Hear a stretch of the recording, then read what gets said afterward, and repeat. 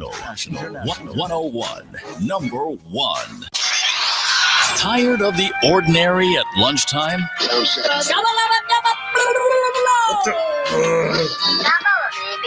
Why not try something smart to chew on? The Lunchroom on RCI, Monday to Friday, 12:45 to 2 p.m. The Lunchroom, informative, enlightening, provocative, engaging. The Lunchroom on RCI, food for thought. The station that gives you, more lunch.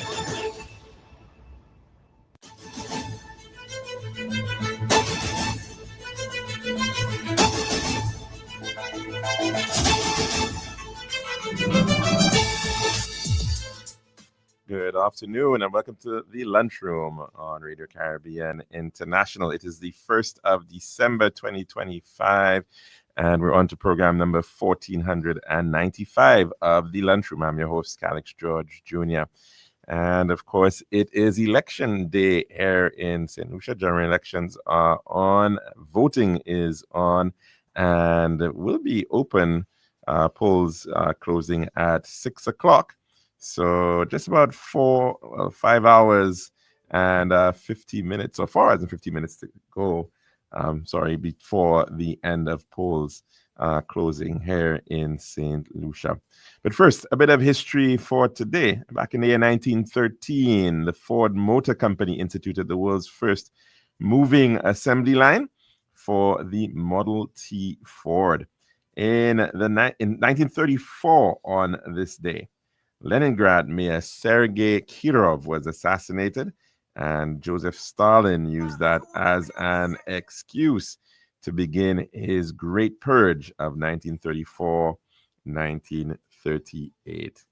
1955, on this day, Rosa Parks was arrested for refusing to move to the back of a bus and to give up her seat to a white passenger. And that happened in Montgomery, Alabama. And in 1990, on this day, the British and French workers met in the middle of the Channel Tunnel, 40 meters under the English Channel, achieving a major engineering feat and fulfilling the long-held dream of linking Britain to Europe. And we now move on to our dish of the day.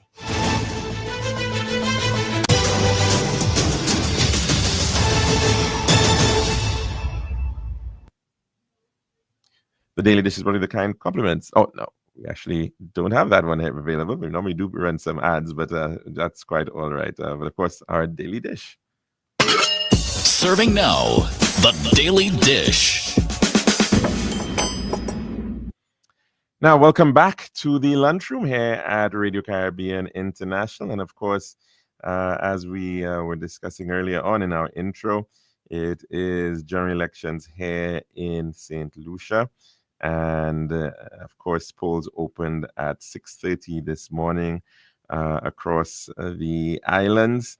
It is, in fact, since 1974, the 12th general election that has been held here in St. Lucia, since we've been using 17 constituencies. Prior to 1974, we had 10 constituencies.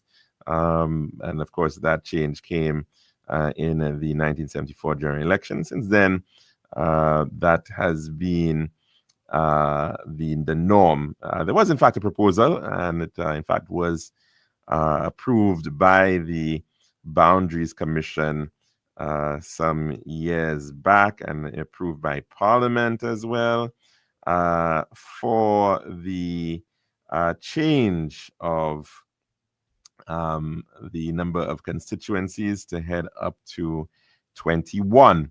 And that was principally to deal with the still ongoing situation of Grosley, the largest constituency on island, effectively being nearly 5 times the size of the smallest constituency, that of Dennery South. And in the 2021 general election, there were 24,139 voters in the constituency of Grosley. Now, that actually represents somewhere about 14% of all the population, the voters list on Ireland, and that certainly is pretty large, and and of course, as a result of that, it's skewing the value of the vote, so to speak, in the constituency of Grosley, because one could almost say that a vote in Dennery South compared to Grosley is almost 5 times the value, and that is because of this significant skew. As much as possible, constituencies should have almost the same number of, on average, the same number of voters. So, given that, of course, we currently have 175,000 persons on the voters list, and you are dealing with 17 constituencies, roughly there should be about 10,000 voters per constituency. The Constitution of St. Lucia doesn't even actually speak to voters. It actually speaks to the population in total, inclusive of persons who have not yet come to the voting age. But I think that's a fair estimate, even so. And so that certainly is still one of those matters to be addressed looking forward into the future, the matter of bringing some greater parity or equity in terms of the size of constituencies, because certainly Grosley is way bigger than the other constituencies. And so you can very well see a very high volume of votes in certain polling stations where just simply put, there are just so many people.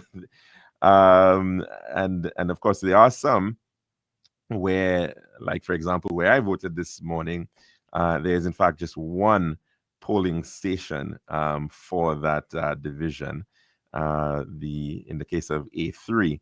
And so both in the case of A3, A4, which is Grand Riviere and the Grand Riviere Primary School and the Corinth Secondary School, respectively, you effectively have in those polling stations sometimes about 5,000 people expected to vote in those particular polling stations, which is in fact even more than what you would get in an entire constituency of Dennery South.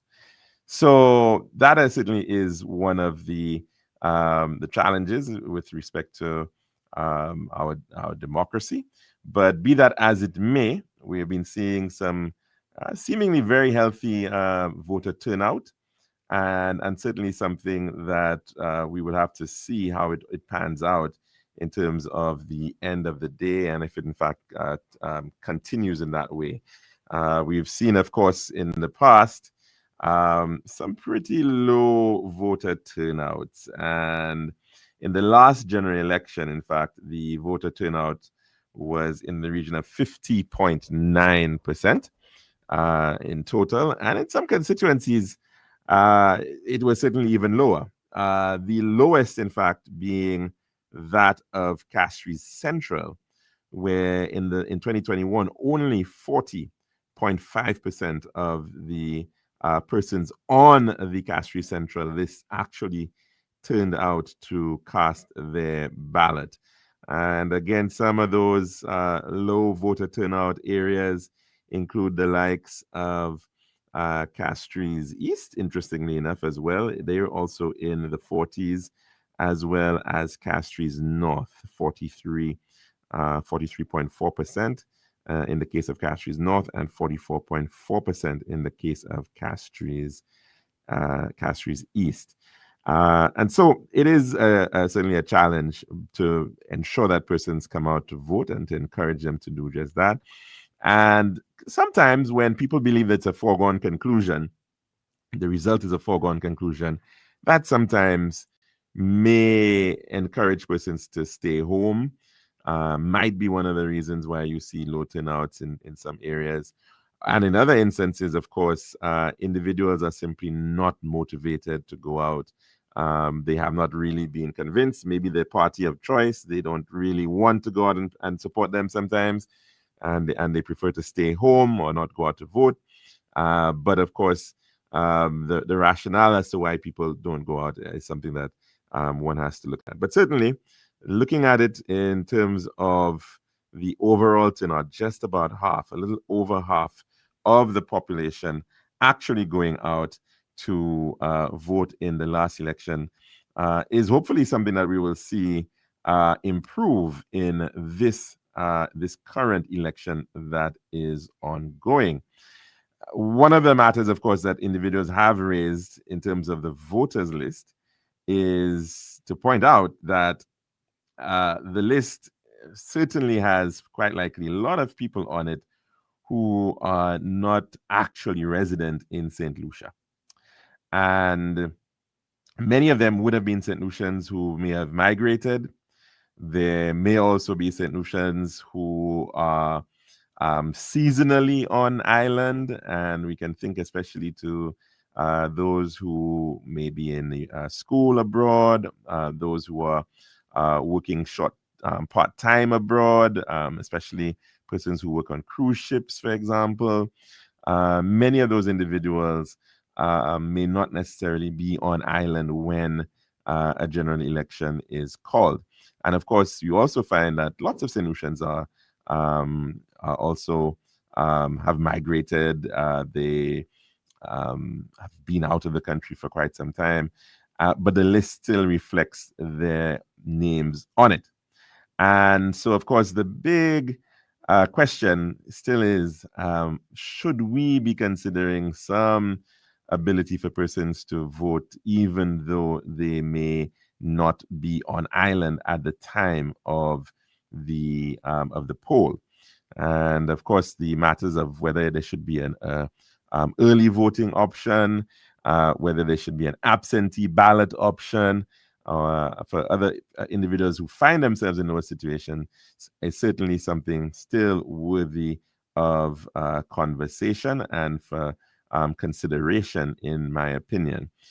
Because otherwise, what you do tend to see happening is that those with the means to be able to come home may very well be the ones who end up doing so. And so if persons do want to exercise their franchise, but I may not be able to afford coming home at that time, it is certainly more restrictive for them. And of course, let's face it, you may very well have individuals right now, for example, who may be in the throes of their examinations. And so that might pose a challenge too. So there are a lot of different reasons, whether people are medical, traveling for medical reasons, whatever it may be, for work. Certainly, we should really be thinking into the future in terms of some level of reform or amendments to the process to make it a little easier.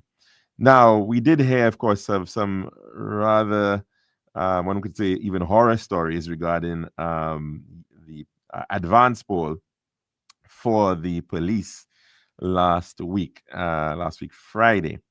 And that seems to be because the police this time did not have, they opted for fewer boxes.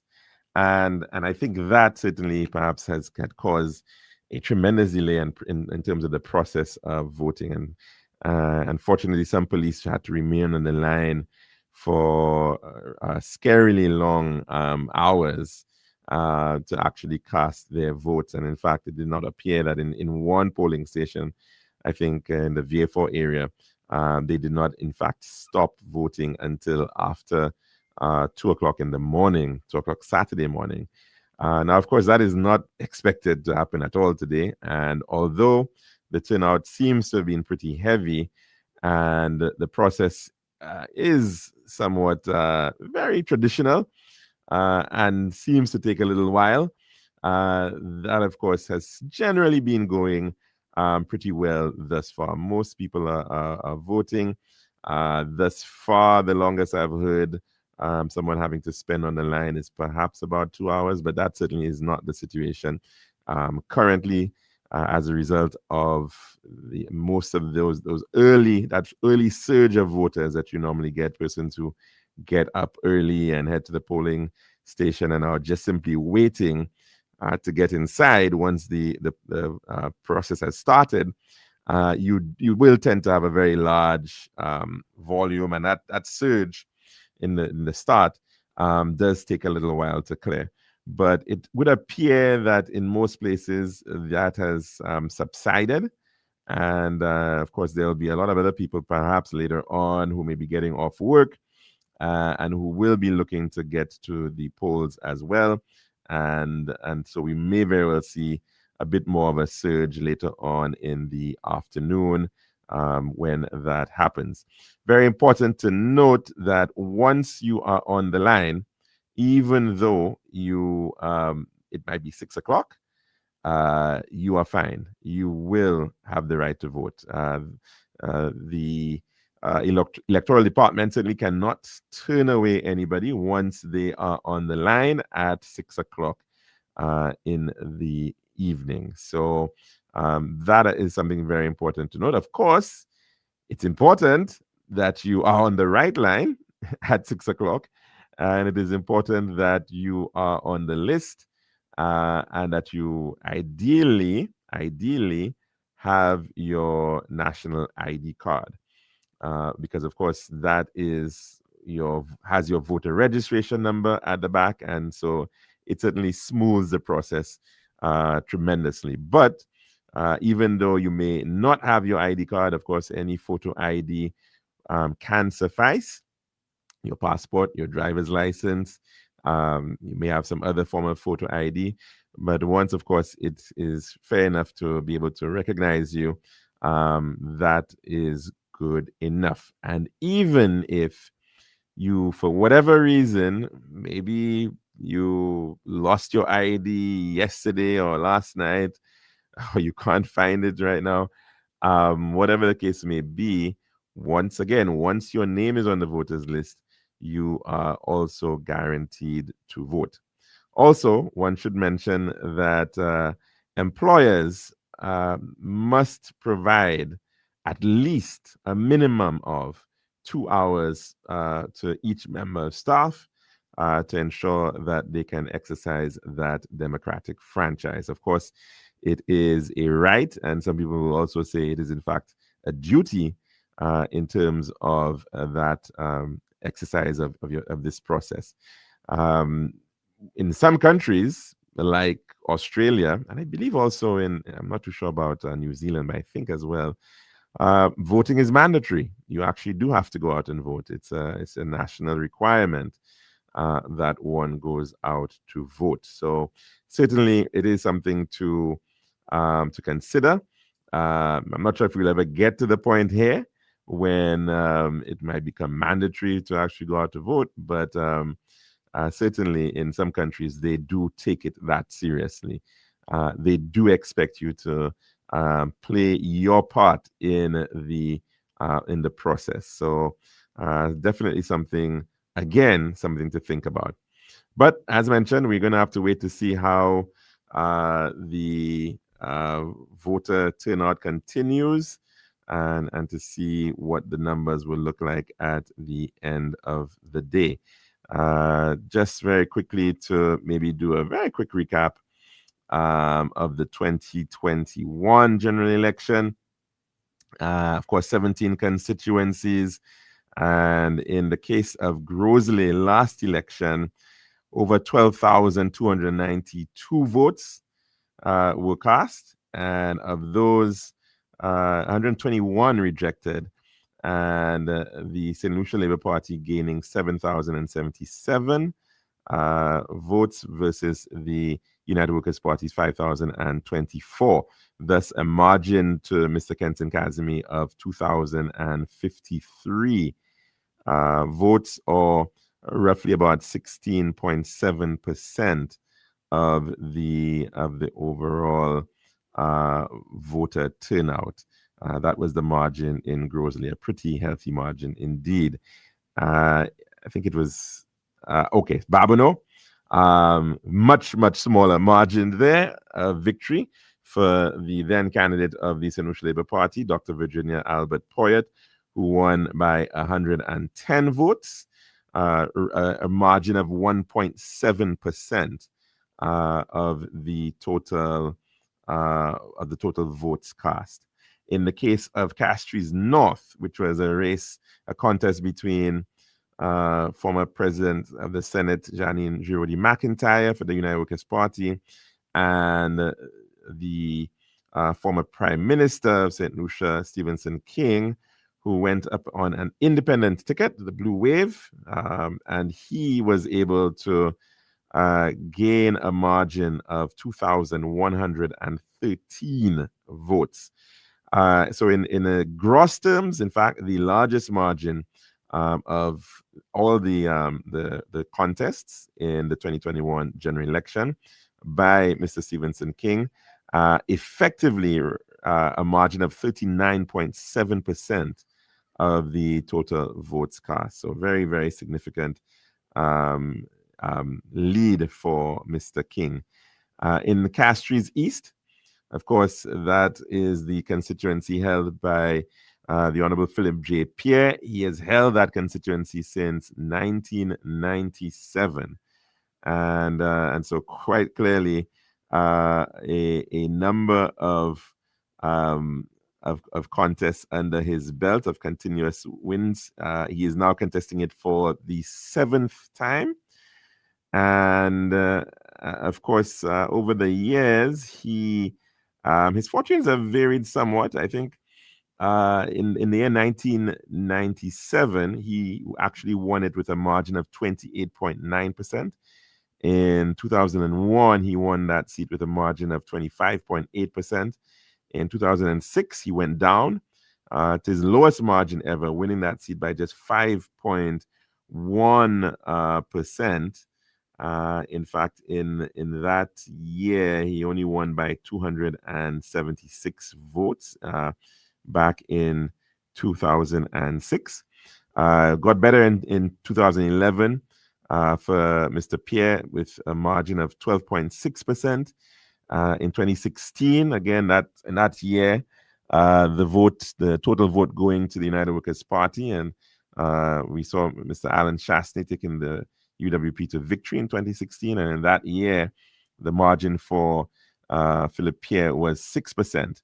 But in the last general election, Mr. Pierre's margin stood at 33.1% of the total votes cast in Castries East. So certainly, in fact, last election, one could say was that his best performance. His best performance coming out of the 2021 general election. And in fact, he won that seat by about 1,877 votes. No doubt he'll be looking to see if he can increase his lead against his opponent, Mr. Chico of the United Workers' Party. Well, we're due for a break, and so we're going to end our dish of the day at this time so that we can actually take in our weather report. And of course, when we come back, we'll continue. We'll take in some of your calls and also continue to look at the outcome of the 2021 general election and to see what and other trends in previous elections to see what we can potentially learn. This has been The Daily Dish. Last year, boy, problems to get shipment of tiles in time for Christmas. This year, Island Style has enough tiles in stock to cover the whole of St. Lucia. And with our Christmas sale starting now, every tile is on sale. Island Style has massive stock, the widest variety, and the very best sale prices on quality tiles and natural stone in St. Lucia. Great deals on beautiful bathroom faucets, vanities and fixtures, tiling tools and accessories. Don't fall for no gimmicks anywhere else. Island Style's annual Christmas sale is unbeatable. Tiles for miles. Deals as far as the eye can see. Start your car, ride your bike, hop on a bus, and hurry down to Island Style Tile and Bath now. Castries, Wardebe, and Viewful. Check Facebook for more details.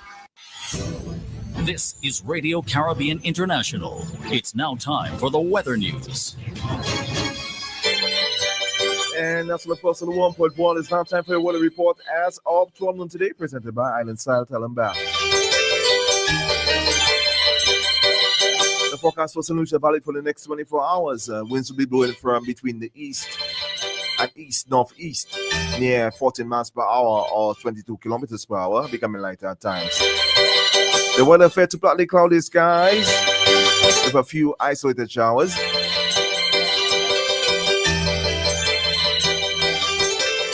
And there is an advisory in every reads that small craft operators and sea beavers are advised to exercise caution due to above normal sea swells. The forecast for Lilith Antilles, partly cloudy. That should be fair to partly cloudy skies with widely scattered showers. And the weather summary, a weak surface to low level trough will cause reduced wind speeds and a few scattered showers over the Les Antilles during the forecast period. And this has been your weather forecast as of 12 noon today, presented by Island Style Tell 'em Back. This has been RCI's Weather News. For more information, call the Weather Hotline at 454-3452. RCI 101 number 1. Last year, boy, problems to get shipment of tires in time for Christmas. This year, Island Style has enough tires in stock to cover the whole of St. Lucia. And with our Christmas sale starting now, every tile is on sale. Island Style has massive stock, the widest variety, and the very best sale prices on quality tires and natural stone in St. Lucia. Great deals on beautiful bathroom faucets, vanities and fixtures, tiling tools and accessories. Don't fall for no gimmicks anywhere else. Island Style's annual Christmas sale is unbeatable. Tires for miles. Deals as far as the eye can see. Start your car, ride your bike, hop on a bus, and hurry down to Island Style Tell 'em Back now. Castries, Wordleby, and Viewfo. Check Facebook for more details.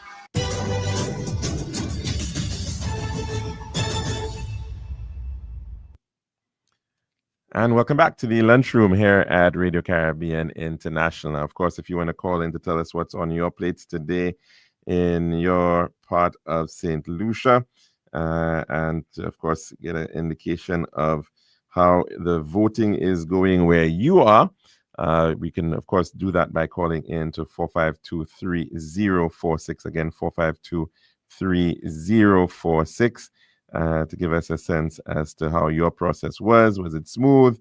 Did it take a long time? To give us a sense of your feelings on the ground in terms of voter turnout. And so, of course, that would be very welcome. 452-3046. Of course, we were discussing the turnout in the 2021 general election, the most recent general election held in St. Lucia, and looking at what the margins were like and how they've, in fact, compared over the years as well. In terms of the respective seats. Of course, it is important to look at margins, and these are proportions, of course, or percentages, because the actual numbers themselves are going to be are changing. They're not static. Populations are growing, populations are changing over the years, and so therefore you really have to look at what is the total number of persons. The ratio of the total number of persons who vote for one side over the other per the total votes cast. And so that's why we are speaking about margins at this point in time, and not necessarily actually looking at the gross figures or the gross numbers, and that helps us compare one election cycle to the other, to see what the trend really has been in any one constituency. Certainly one of the areas where you've seen a major shift in terms of the in the population and whatnot. Would you believe it? Back in the year let's even go even further back, if you like. Back in the year 1974, there were only 2,155 votes cast in Gros-Islet. And of course, you compare that today, where there were over 12,000 votes cast in Gros-Islet. But even more importantly, in 1974, the number of registered voters on the list was 22,467. Right. And if you look at 2021, it's now 24,139. So effectively, Grosley is the number of persons on the list is 10 times what it was in 1974. So that constituency has certainly seen significant change overall. And so, of course, that's why we are looking at the margins of victory based on percentages of total votes cast. And of course, the other seat that has been very much of interest of late has been that of Castries Central. Now, Castries Central was traditionally a very strong United Workers' Party seat. It was effectively from 1974 right up until through 1992, in that general election, it was held by the United Workers' Party. And of course, we can see they would have very, very healthy margins of victory. It was not until 1997. At that point, I think, Mr. Mallet was already out, and it was not until 1997 that we saw the St. Lucia Labour Party with Sarah Flood Bobra, in fact, winning that seat. And even then, it was very marginal as well. It was only won by a 3.3% margin in 1997, got a little better in 2001, a 5.9% margin. And then, of course, it went back into the yellow zone with the winning of Richard Frederick, winning that seat back in the year 2006. And it remained yellow for the next three electoral cycles, 2006, 2011, and 2016. And of course, Mr. Frederick was able to win it as an independent candidate, albeit using the same color, red, as the St. Lucia Labour Party, but using the symbol of the hand. He went up in a two-way race against a United Workers' Party candidate and was successful. And so, in fact, he went up against Mrs. Sarah Flood Bobra again in 2021. And he was successful with a pretty large margin, a similar margin to what he won it by in the year 2006. And so, of course, certainly it is one of those seats to watch in the upcoming general elections to see how he will fare in those polls. Because, of course, we did see that who he's going up against. Not only is he going up against Rush Clark of the United Workers' Party, he is also going up against a former SLP candidate, former president of the Senate, Mr. Stanley Felix, who is going up under an orange banner. And he, in fact, ran that seat on two occasions for the St. Lucia Labour Party in 2011, and he lost then. 2016, it looks like he lost even worse in that poll, nearly 9% margin, and so he would in fact be now running this seat for a third time. And so, of course, it'll be very interesting to see whether, in fact, he believes he can pull some votes to himself, and one might expect perhaps he might be looking to pull traditional St. Lucia Labour Party votes, given the fact that he was formerly an SLP candidate. That's, of course, the logic there. In the case of Castries South, that seat for the past 6 electoral cycles has been held by the St. Lucia Labour Party. Back in 1997, it was won then under Mr. John Odlum. And we've also seen representation with that of Mr. Robert Lewis, certainly in the 2006 general election as well as the 2011 general election. And now, of course, we've also seen Mr. Ernest Hilaire come into the fray, and he, of course, has also been able to win that seat on 2 occasions. First in 2016, and again in 2021. In 2016, he in fact only won that seat by a margin of 1%. The actual vote is a 43% margin, 43 vote margin, sorry, 1% margin there. But in 2021, he in fact did very, very, very well. He won that seat by 29.7% margin, and so effectively over 1,429 more votes than his opponent, Mr. Johannes.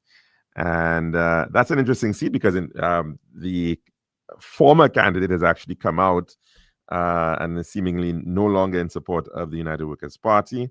And in fact, so it'll be interesting to see how that one pans out as well. If we could then move on to the constituency of Ancillary.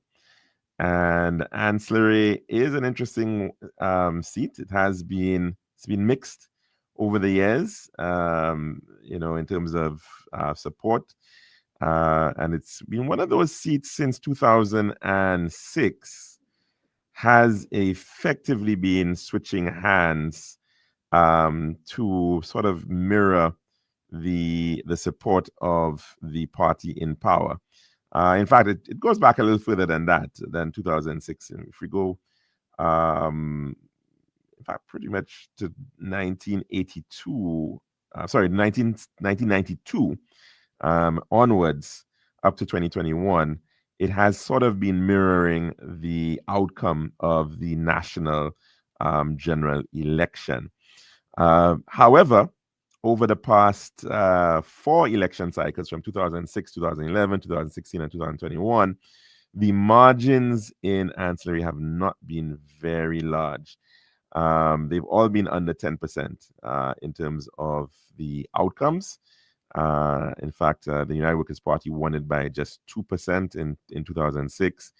The Labour Party won it by 3% in 2011.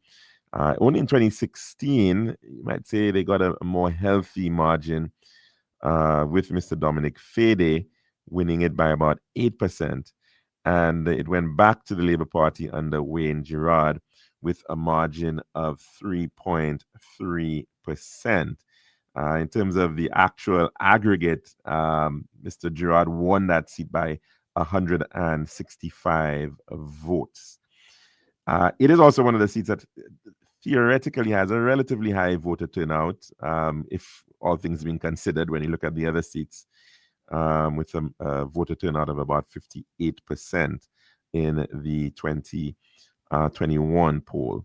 So it is certainly one of the seats to watch in this current general election, because it has traditionally been a pretty close seat of late, and certainly the only times before that you could see some really impressive numbers, you'd have to go back to the time of Mr. Cyprian Lansico, where he was famously winning those seats by 1,000 votes or thereabouts.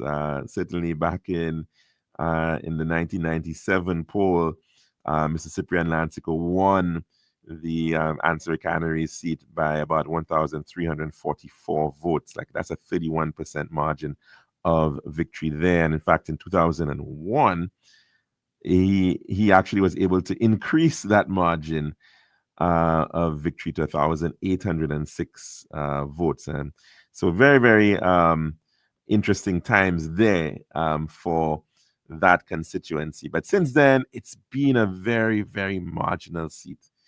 And definitely one seat to be very interested in on the night. And and to see how it actually pans out. In the case of Soufrière as well, that seat too, very interesting. It has been more red than yellow since 1997. And of course, it was held by Mr. Walter Francois, who won it back in 1997. It was then held by Mr. Harold Dalsaw, who was not able to hold it in 2016. It then went to Mr. Herod Stanislas, who was in fact able to win that seat by a relatively handsome margin of about 9.6%. And in 2021, Emma Hippolyte, who had originally run the Grosley constituency, represented Grosley from 2011 to 2016, was defeated by Leonard Spider Montoute, and she, in fact, decided to run for Soufrière, effectively her hometown, and was able to, in fact, win that seat, but by, again, a relatively small margin in 2021. In fact, one of the lowest, in fact, the lowest margin in terms of aggregate votes of just 65 votes more than Herod Stanislas in the 2021 poll. So certainly as well, it is one of those seats just by virtue of the very narrow margin of victory. Certainly those seats would have to be watched. And of course, the smallest margins really for the St. Lucia Labour Party are those three seats: Babonneau, Ancillary Canneries, and Soufrière, which are all under margins of 5% of victory. In most of the seats, of course, very different picture, but certainly something to look out for. Now we shift gears into looking at the constituency of Choiseul-Saltibus, and it is certainly a very interesting constituency as well. It seemed to have been for some time a seat that the St. Lucia Labour Party held pretty well. In 1992, though, we saw a shift with Rufus Bousquet coming into the mix, and he won that seat in the 1992 general election, even though previously it was held by the St. Lucia Labour Party in the 1987 general elections. And then 1997, it went back with that massive swing towards Labour and Kenny Anthony. And so since 1992, one can also say that Choiseul was almost tracking the national outcome of general elections. They would generally have been somewhat of a bellwether seat, a seat that goes to the winning side. Whoever was becoming the leading party would take it. And so it's seemingly influenced by national swings. But they were, in fact, the United Workers' Party was, in fact, able to hold that seat in the onslaught of 2021. Mr. Bradley Felix holding on there, one of the two seats that the United Workers' Party was able to hold on to in the 2021 general election. And he was able to win that seat by 7%. That was the margin of victory in the last poll. That works out to be about 385 votes in that constituency. Believe it or not, although if you look at the census data for Choiseul, which suggests a much smaller population, according to the 2021 voters list, there are 9,346 persons registered to vote in Choiseul. It is, in fact, one of these seats where a lot of people have kept themselves on the registered to vote in Choiseul, even though they no longer actually reside in the constituency. Many of them have moved to VA4 and to Castries and Grosley and elsewhere.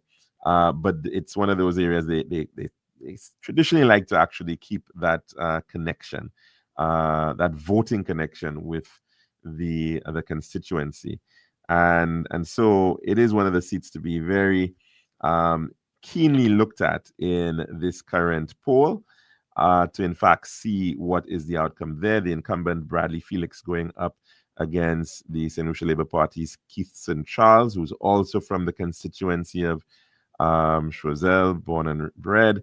And so it certainly is going to be a pretty interesting contest in that constituency. Labrie, of course, has gotten the name of being considered the People's Republic of Labrie. And if you're looking at the table that I am referencing right now, the Excel sheet for Labrie shows only red.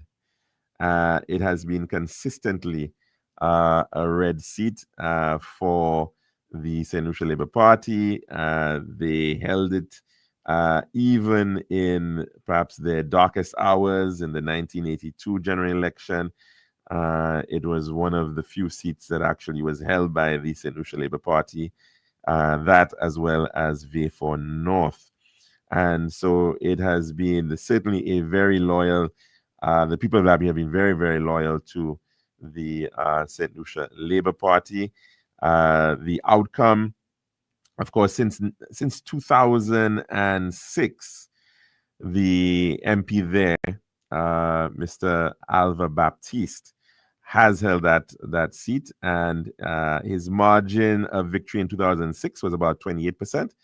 His margin of victory in 2021 was about 28% as well. So he's certainly been able to hold steady pretty well. In fact, the lowest outcome for Labrie ever was actually in the, I think it was the first 1987 general election, interestingly enough. But then that did not last for very long. They actually, by the second 1987 general election, a very, very strong turnout of votes there as well.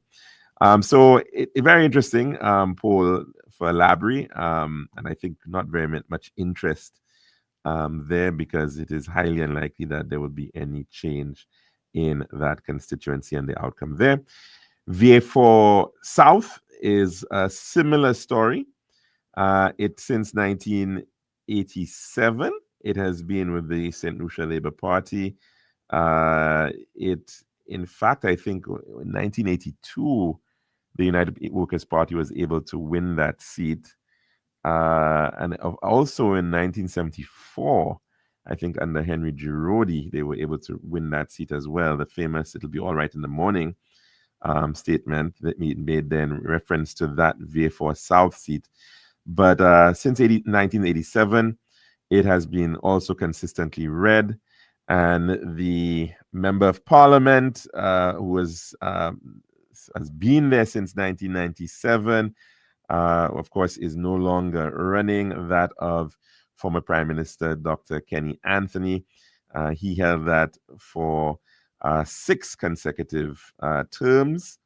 And of course, the newcomer for the St. Lucia Labour Party, Mr. Danny Butcher, will be going up against Lady Lee, as she's known. I think Miss Johannes, I believe is her last name.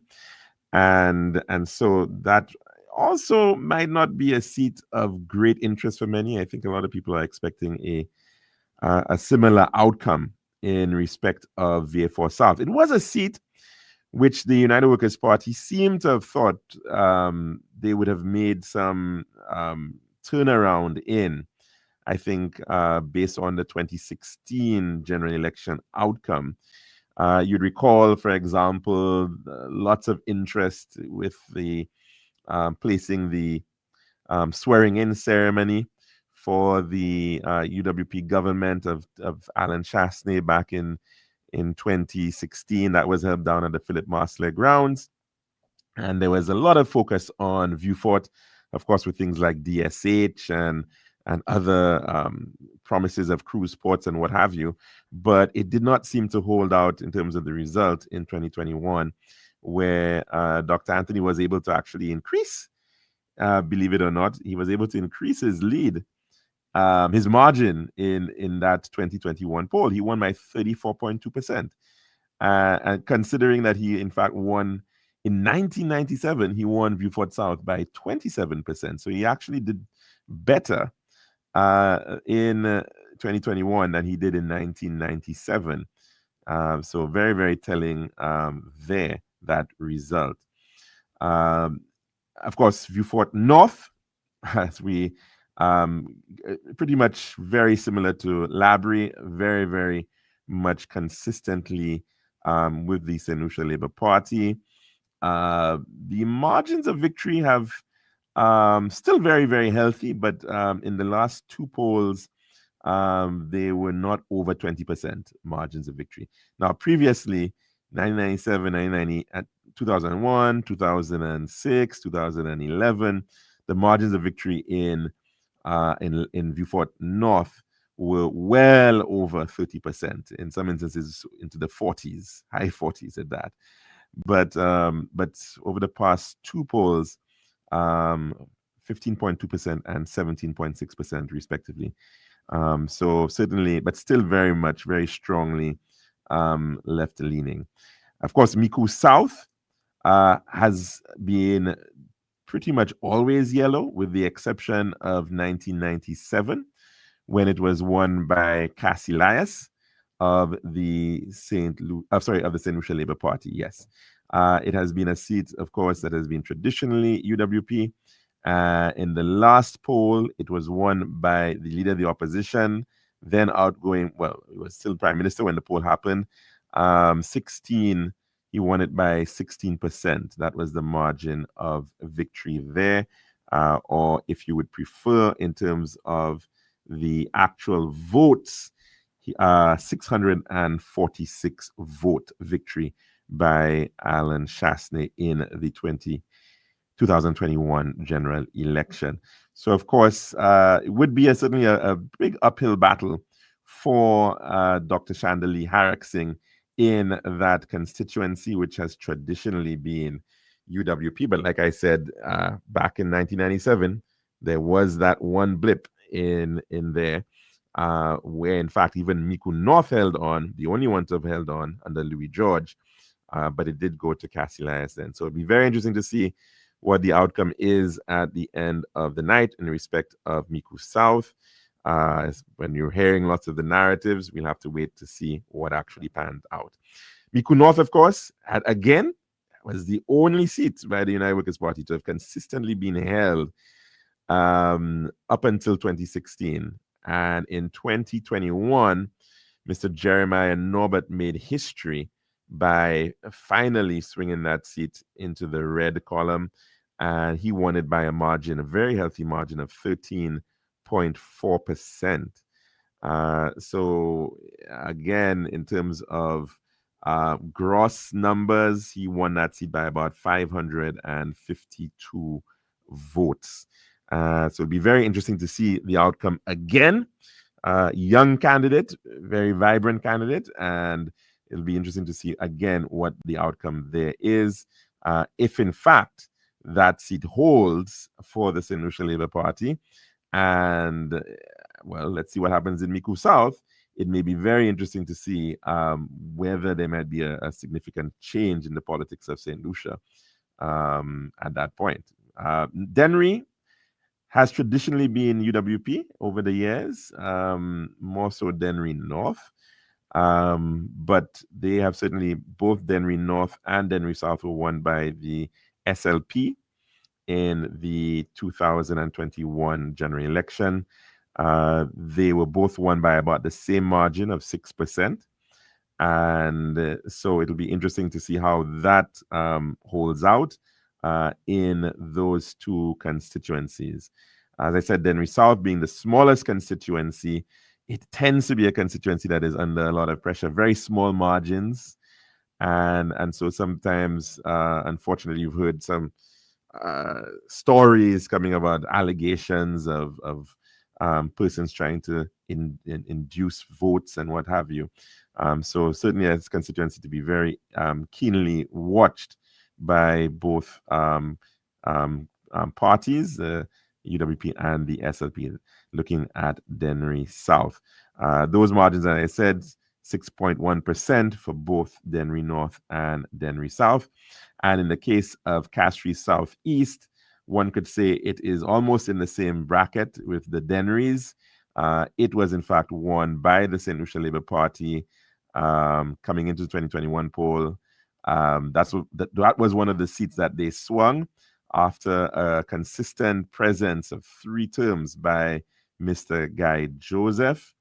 And Mr. Joachim Henry was able to defeat him with a margin of nearly 6% as well in Castries Southeast. Of course, Castries Southeast is the second largest seat on the island in 2021, 15,000 registered voters. And so it was, in fact, won by 437 votes in that constituency. Of course, the former rep, Mr. Joseph, is back again contesting that seat, and he will be going up against Miss Lisa Jawahir, who is also from the same community that he comes from, the community of Forestier. So again, it's one of those very keenly contested seats to look at in the upcoming general election. So certainly the smallest margins exist if we're going just by the basis of the 2021 poll.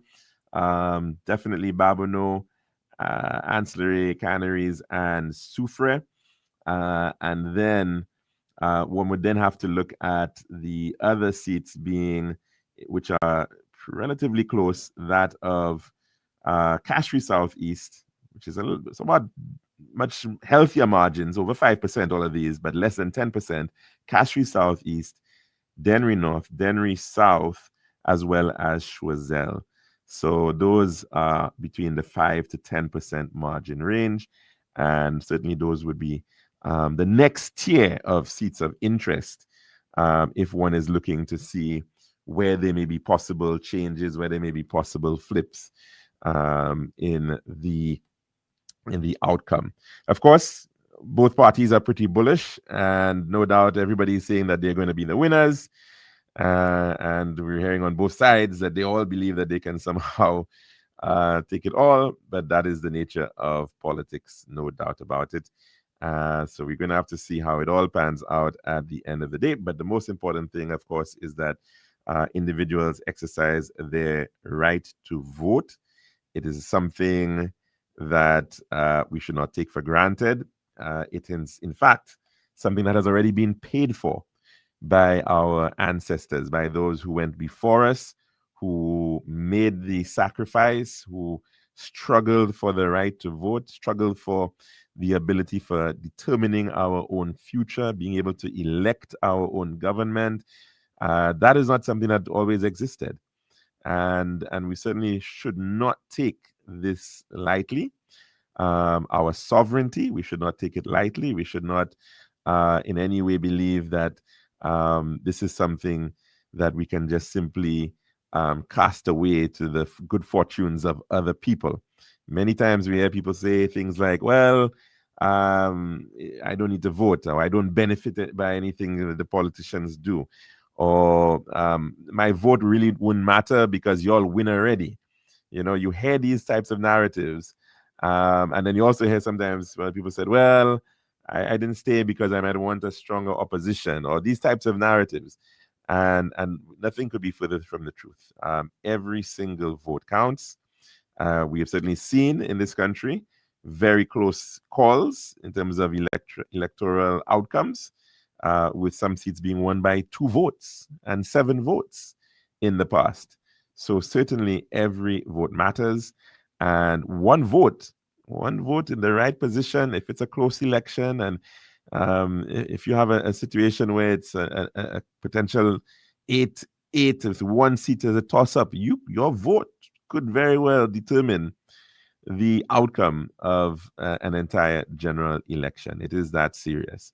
So certainly we want to encourage everybody to take up that right that you have to discern, to look at what is on offer, to look at what you have seen in terms of the various platforms, in the terms of the different records of the respective political parties, and of course to be able to make the right decision in the interest of your country, in the interest of yourself, and of course that of your family and children. That's our program for today. By tomorrow, hopefully, you'll be able to know the outcome, and hope you can join us for that as well. I'm your host, Alex George Jr., saying goodbye.